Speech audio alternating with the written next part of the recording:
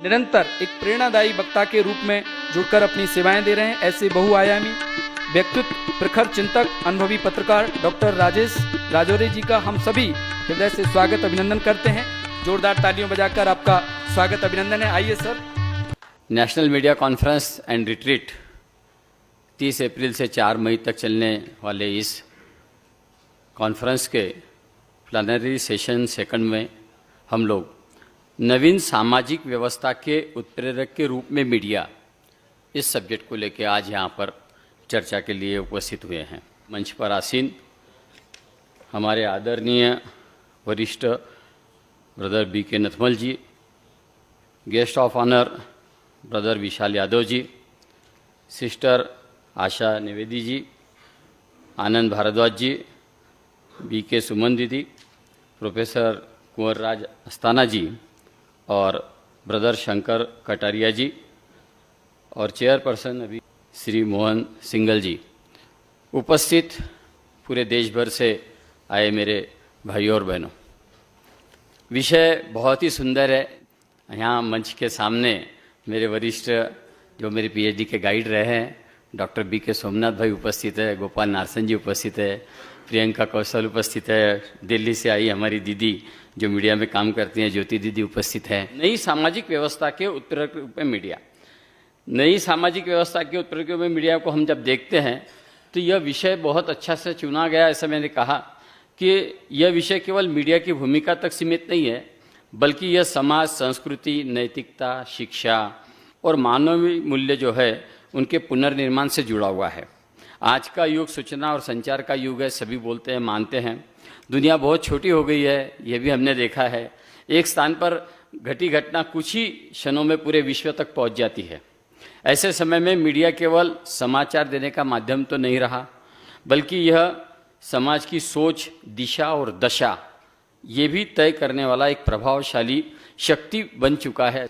इसीलिए यह कहना उचित होगा कि यदि आप मीडिया चाहे तो वो समाज को विभाजित भी कर सकता है और संकल्प ले तो समाज को एकजुट भी कर सकता है। पत्रकार को आने में तो वैसे पत्रकार लोग जो कहते हैं वो थोड़ा सा 1-2 लाइन में कह दूं मैं। तानों बानों के शब्दों की बौछार हूँ मैं, तानों बानों की शब्दों की बौछार हूँ मैं, जी जनाब खूब पहचाना, पत्रकार हूँ मैं, पत्रकार हूँ मैं। मीडिया का वास्तविक अर्थ जो है तो मीडिया शब्द सुनते ही हमारे सामने समाचार पत्र आते हैं, टीवी चैनल आता है, radio, social media, web portal, digital जितने प्लेटफॉर्म है वो आते हैं। लेकिन वास्तव में मीडिया केवल साधन नहीं है, बल्कि यह विचारों का सेतु, जन भावनाओं का दर्पण और परिवर्तन का माध्यम है। मीडिया समाज में जागरूकता लाता है, समस्याओं को उजागर करता है, सत्ता को जवाबदेह बनाता है और आम जनता की जो आवाज़ है उसको मंच प्रदान करता है। और फिर वापस मुझे 2 लाइनें याद आती है कि हर दिन सुबह सस्ते हैं, मेज पर पड़े दर्द के गुलदस्ते हैं और सब लिखते हैं छपने के लिए और हम लिखते हैं ज़माने को बदलने के लिए, हम लिखते हैं ज़माने को बदलने के लिए। समाज जो समस्याओं से जूझ रहा है उसको थोड़ा देखेंगे तो ख्याल में आएगा कि नैतिक मूल्यों का ह्रास है, परिवारों में विघटन है, तनाव और अवसाद है, हिंसा और अपराध है, नशा, भ्रष्टाचार, पर्यावरण संकट, जातीय, धार्मिक और सामाजिक विभाजन, भ्रामक सूचना और अफवाहों का प्रसार, ये सब बातों से समाज आज इन समस्याओं से जूझ रहा है।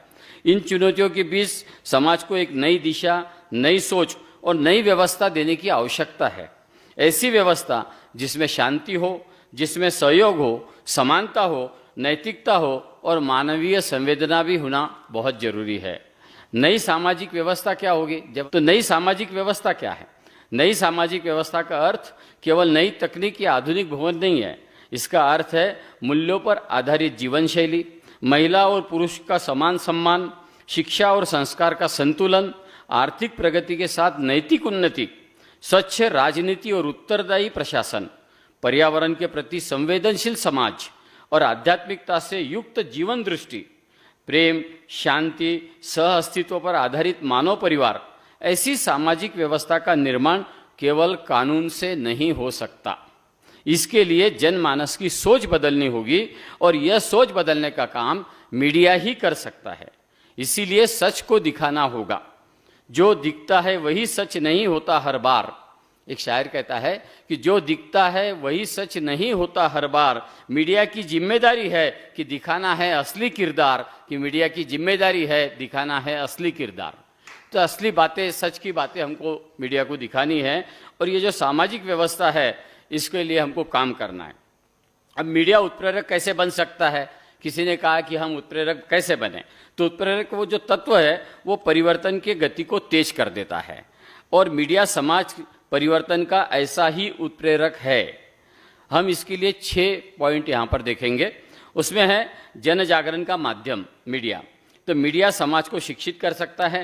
स्वस्थ, स्वच्छता, शिक्षा, मतदान, पर्यावरण, महिला सुरक्षा, नशा मुक्ति ऐसे विषयों पर प्रभावी अभियान चलाकर समाज में चेतना ला सकता है। मीडिया बहुत कुछ कर सकता है, बहुत बड़ा काम है मीडिया के पास। सकारात्मक समाचारों को बढ़ावा देना, सेकंड पॉइंट। तो आज अधिकतर समाचार नकारात्मकता, भय और सनसनी पर केंद्रित होते हैं। यदि मीडिया समाज में हो रहे अच्छे कार्यों को, प्रेरणादायी व्यक्तित्व को, नवाचारों को और सेवा कार्यों को सामने लाए तो लोगों में आशा और प्रेरणा बढ़ेगी।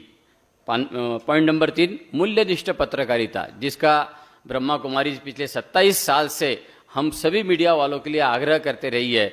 तो मूल्यनिष्ठ पत्रकारिता, पत्रकारिता का उद्देश्य केवल टीआरपी या व्यावसायिक लाभ लेना नहीं है।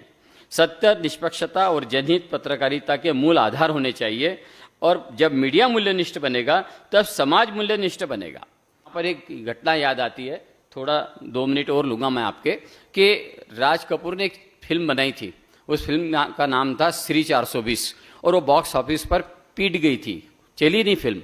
उसके बाद में पत्रकारों की एक सभा हुई, और राज कपूर को पत्रकारों ने कहा कि अब आपको फिल्म बनाना नहीं आती, आप बराबर फिल्म नहीं बना पाए, आपकी फिल्म फेल हो गई है करके, बॉक्स ऑफिस पर हिट गई है करके। तो राज कपूर ने कहा ठीक है, मैं अगली फिल्म में होने के बाद में आपके साथ मिलूंगा। अगली फिल्म राज कपूर ने बनाई बॉबी, नई हीरोइन ली उसके अंदर, और उसके अंदर गाना था हम तुम एक कमरे में बंद हो और चाबी खो जाए, और वो फिल्म सुपरहिट हुई।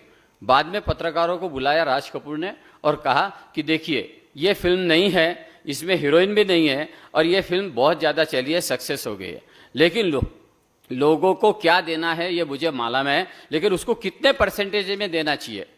ये फिल्म में जो कुछ भी मैंने दिया है वो समाज को देने के लायक नहीं है, लेकिन ये फिल्म सुपरहिट हो गई है। तो कहने का मतलब ये है कि समाज जो मांगता है वो हमको परोस दे। ऐसा मीडिया करता है तो गलत करता है। जो समाज के हित में हो, जो समाज को देना योग्य हो, जो समाज का आरोग्य स्वास्थ्य अच्छा रख सकता है, ऐसी ही बातें मीडिया को देनी चाहिए। ये हमको यहाँ पर मतलब समझ में आता है।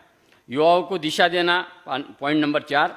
युवा शक्ति राष्ट्र की सबसे बड़ी ताकत है। मीडिया यदि युवाओं को हिंसा, दिखावे और भ्रम की बजाय कौशल, उद्यमता, राष्ट्र निर्माण, सेवा और आत्मविकास की प्रेरणा दे तो नई पीढ़ी समाज को नई दिशा दे सकती है। 5, सामाजिक संवाद का मंच। मीडिया समाज के विभिन्न वर्गों, सरकार, जनता, विशेषज्ञों, किसानों, मजदूर, महिलाओं, युवाओं का संवाद का मंच दे सकता है। संवाद से समाधान निकलता है। नंबर 6 लास्ट, डिजिटल मीडिया की सकारात्मक शक्ति। आज सोशल मीडिया हर व्यक्ति के हाथ में है। हर व्यक्ति स्वयं मीडिया बन गया है।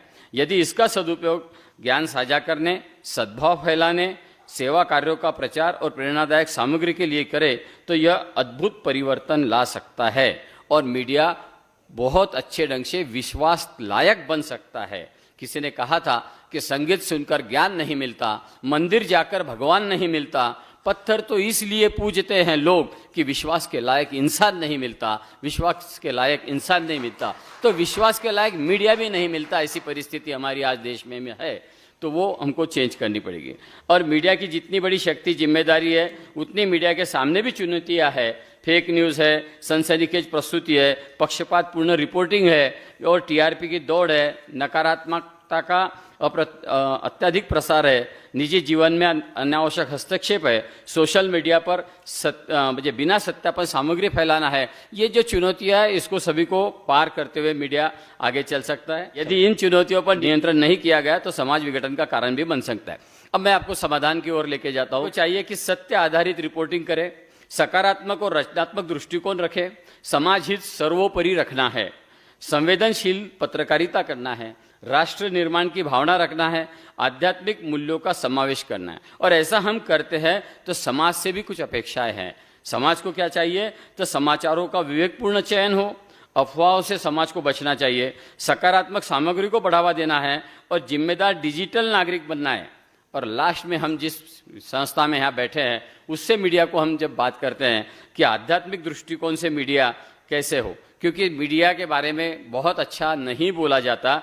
ऐसा कहते हैं कि छोटी सी है जिंदगी तकरार किस लिए, रहती है दिलों में दीवार किस लिए, है साथ कुछ दिनों का फिर जुदा जुदा, है साथ कुछ दिनों का फिर जुदा जुदा, राह में हम कांटे बिछलाए किस लिए, राह में हम कांटे बिछलाए किस लिए। तो राह में कांटे बिछलाने वाला मीडिया नहीं होना चाहिए, ऐसी अपेक्षा है। और यदि मीडिया केवल बाहरी घटना को प्रसारण करे, आंतरिक मूल्यों को भूल जाए तो परिवर्तन अधूरा रहेगा। आज आवश्यकता है इन्फॉर्मेशन से इनर ट्रांसफॉर्मेशन की। और मीडिया यदि मनुष्यों का आत्मचिंतन, ध्यान, तनाव मुक्ति, नैतिक जीवन, पारिवारिक संस्कार, शांति और आत्मसम्मान की दिशा दिखाए तो वह सच्चे अर्थ में समाज निर्माता बन सकता है। ऐसे मीडिया की बहुत सारी बातें हैं। मैं लास्ट में इतना ही कहूँगा कि आइए हम सब मिलकर ऐसे मीडिया का निर्माण करें जो नई सामाजिक व्यवस्था का उत्प्रेरक बने, जहाँ मानवता हो, जहाँ नैतिकता हो, शांति हो और विश्व कल्याण की भावना हो। अंत में 4 लाइनें। मीडिया अगर ईमानदार हो तो समाज संवर जाता है, मीडिया अगर ईमानदार हो तो समाज संवर जाता है, झूठ का साथ दे तो विश्वास बिखर जाता है। कलम की ताकत को पहचानो और सही दिशा में चलाओ, क्योंकि यही भविष्य का नया समाज बनाता है। धन्यवाद।